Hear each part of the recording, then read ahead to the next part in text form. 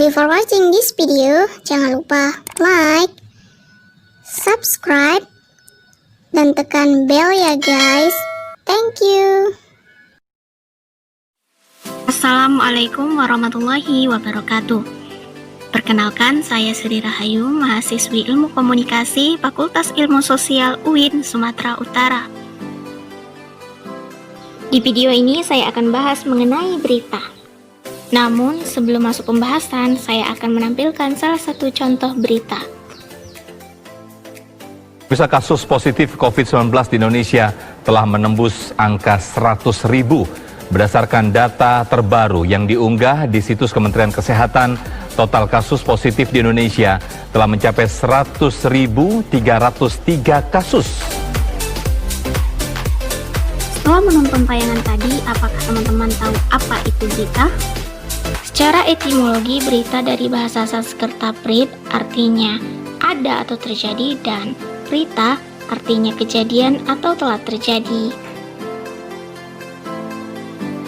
Sedangkan secara terminologi, berita adalah karya jurnalistik yang berisi laporan atau informasi sebuah peristiwa yang baru terjadi, hangat, menarik, dan penting yang dibuat di media massa seperti koran, televisi, media online, dan media massa lainnya. Berita harus memiliki unsur 5W tambah 1H, yaitu what, where, when, who, why, dan how. Dan keenam unsur inilah yang menjadi inti dari sebuah berita. Oh iya teman-teman, apakah kalian tahu bagaimana proses dalam menerbitkan sebuah berita? Suatu berita sebelum diterbitkan harus melalui beberapa tahap atau editing.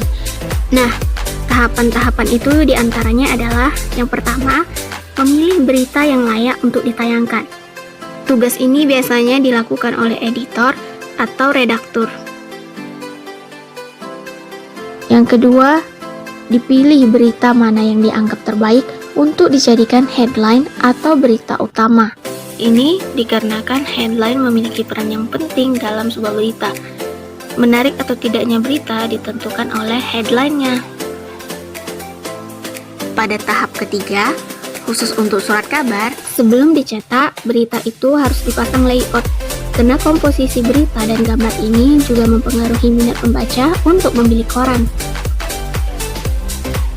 Nah, tahap yang keempat, sebelum berita itu dicetak atau ditayangkan, tugas pemimpin redaksi untuk kembali mengecek berita dan komposisi antara gambar dan materi berita. Setelah berita tersebut melalui tahap-tahap tadi dan sudah dinyatakan beres, maka berita siap untuk dicetak dan ditayangkan di media massa. Perlu diketahui bahwa penerbitan sebuah berita tidak lepas dari adanya sebuah perusahaan yang menaunginya, yaitu perusahaan pers yang bertanggung jawab atas terbitnya berita. Keberadaan perusahaan pers ini menjadi salah satu syarat suatu media massa itu dinyatakan sebagai media profesional. Sebagai perusahaan pers, sedikitnya ada beberapa bidang atau divisi di dalamnya. Semua divisi yang ada di dalam perusahaan itu saling bersinergi sehingga dapat menghasilkan berita yang menarik, dan ketika hasil produksi dari media diterima dengan baik oleh masyarakat, maka disitulah mereka berhasil. Oh iya teman-teman, setelah membahas berita, tentu tidak lengkap dong rasanya jika kita tidak membahas mengenai fenomena hoax. Hoax adalah informasi yang sesungguhnya tidak benar, tetapi dibuat seolah-olah benar adanya. Bahkan di masa pandemi ini, banyak sekali muncul berita-berita hoax mengenai virus corona. Seperti cara mencegahnya dengan makan bawang putih, minum air putih tiap 15 menit, mandi air hangat, bahkan makan telur rebus di tengah malam. Dan ada juga hoax tentang termogun yang dapat merusak otak, dan tes virus corona yang bisa dilakukan dengan hanya menahan nafas.